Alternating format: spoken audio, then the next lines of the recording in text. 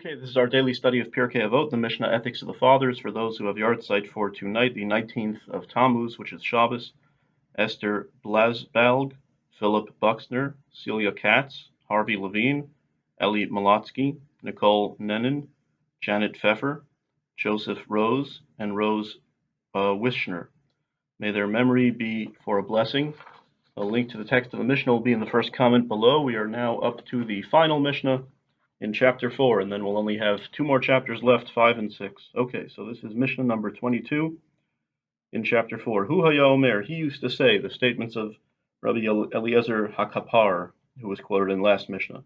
So he used to say, Hayilodim lamus, v'hamesim lahachayos, v'hachayim lidon, leda lehodia ulehivada, shehu el, hu hayotzer, hu abore, hu amevin, hu adayon, hu aid, hu baldin, v'hu asid ladun.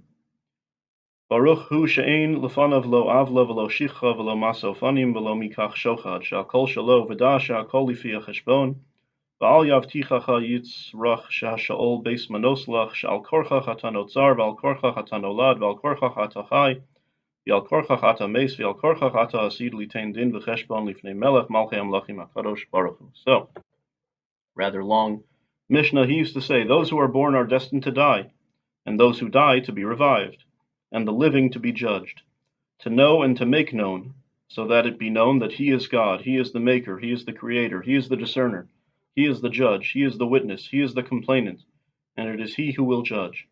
Blessed be he before whom there is no unrighteousness, nor forgetfulness, nor favoritism, nor bribe-taking, for all is his.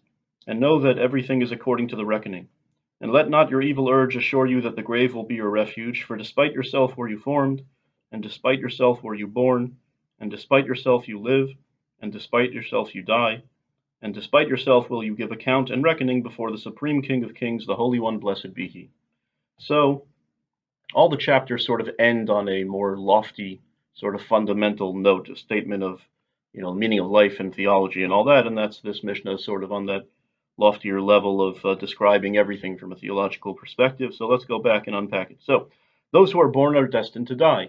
You have to have perspective. God himself is outside of time. And I always say Einstein's theory of relativity helps us to understand this, that we sort of live in the present. But you think of every baby who's born, please God, at 120, will have their end. And then, you have this perspective outside of time. Those who die will also come back to life. That's one of the 13 principles of faith that Maimonides delineates. And this is number 13. After the coming of the Messiah is number 12.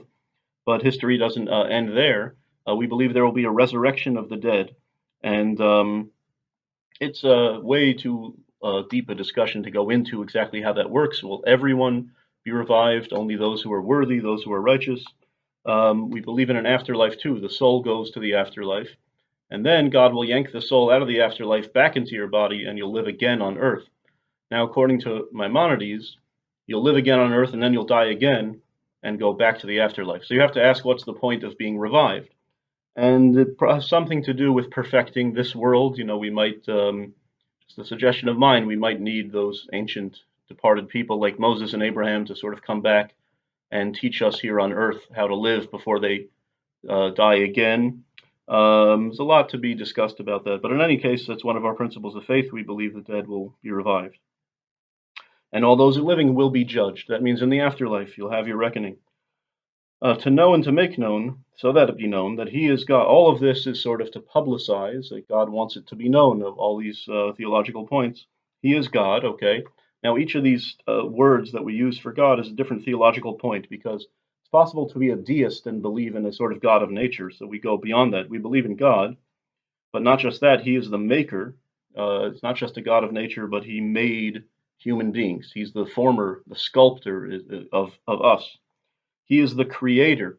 So not just he's the God of humans, and he created all of nature in all of its intrinsic, intricate brilliance. The laws of physics testify to intelligent designer. He is the discerner. So not just that, but God is a personal God. He's able to discern what's going on in your heart. And finally, he is the judge. We believe in a personal God who cares what, on a moral perspective. If you had to summarize Judaism in 2 words, it would be ethical monotheism. The monotheism means there's one God, but ethical is a very important qualifier. He cares about human conduct and that we're good. And so he is the judge. Not only that, he is the witness. God sees everything that happened. He's the complainant, and it is he who will judge, who will actually judge. So he doesn't just judge in a moral sense, but he will, in practice, judge. Now, usually in a human court, you can't have the judge also be the witness and the plaintiff. You're the defendant, right? But because a human being has conflict of interest, but God is completely the only objective being in the universe, so he can be all those. Blessed be he before whom there is no unrighteousness, nor forgetfulness, nor favoritism, nor bribe taking. Right? So God doesn't have any conflicts of interest. He doesn't forget anything that happens. He doesn't show favoritism to one person over the other based on him liking them more. And most important, you cannot bribe God, for all is his. He doesn't need anything. What are you going to give him anyway? That not just that, but he's too righteous to take a bribe. There are people who sort of try to bribe God. There've always been people who live unethical lives and do illegal things, but they donate $1,000 to the synagogue and they're trying to bribe God, basically. Well, I'll get in good with God because I do some religious good works, but I'm really a bad person. Well, that's not going to work with God. And know that everything is according to the reckoning, meaning God is taking an account of everything that you do. Let not your evil urge assure you that the grave will be your refuge. So don't think that, we believe in an afterlife. Don't think when my life's over, no one can get me anymore. That's when the judgment really begins. For despite yourself, were you formed. That's interesting. You were sort of conceived, without even knowing it or why. And despite yourself, were you born. So the fetus is very comfortable in the womb and doesn't, he cries when he gets out of the womb. He doesn't really want to be born, but you are born. And despite yourself, you live. That means that you have life and you might not have asked for it, but God gave it to you. And despite yourself, you die. Right? It's very powerful. So it's kind of scary Mishnah. Once you live, most people, please God, don't want to die, but we do. And despite yourself, will you give account and reckoning before the Supreme King of Kings, the Holy One, blessed be He. Talking about the lack of control we have. And you will die and your soul will go to the afterlife. But the Talmud in Brachot says, "Hakol bidei shamayim chutz miyiras shamayim." Everything is in the hands of heaven, except for the fear of heaven. Kahati quotes that. So this Mishnah certainly speaks to the humbling aspect of how much that happens to us that's beyond our control. We didn't will ourselves into being. We were born, despite our, we were just born. It was thrust. That was thrust. Life is thrust upon us. Death is thrust upon us. But the only thing we can control is our fear of heaven, meaning our character and how good we're going to be. And that is incredibly empowering, that you have so little control over so much, but you can control yourself and your character, and that will control how you are judged by God and by others. Okay, important fundamental lessons. Being the eve of Shabbos, instead of saying the El Mole, we say the prayer following the study of Mishnah.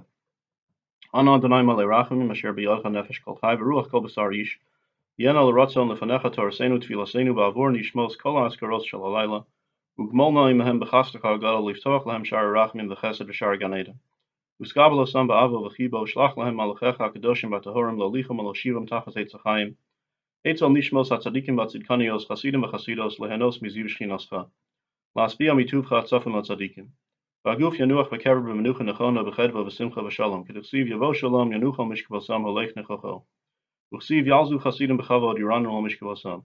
Uksivim tishkav lo sifchad v'shachachta v'arva shnasecha. And in English, please, O Hashem, full of mercy, for in your hand is the soul of all the living and the spirit of every human being. May you find favor in our Torah study and prayer, for the souls of Esther Blasbalg, Philip Buxner, Celia Katz, Harvey Levine, Ellie Malatsky, Nicole Nenin, Janet Pfeffer, Joseph Rose, and Rose Wishner, in whose memory we study and pray. May their resting place be in the Garden of Eden. Therefore may the Master of Mercy shelter them in the shelter of his wings for eternity. Accept them with love and affection, and send them your holy and pure angels to lead to settle into the tree of life near the righteous and devout, to enjoy the radiance of your presence, to satiate them from your good that is concealed for the righteous.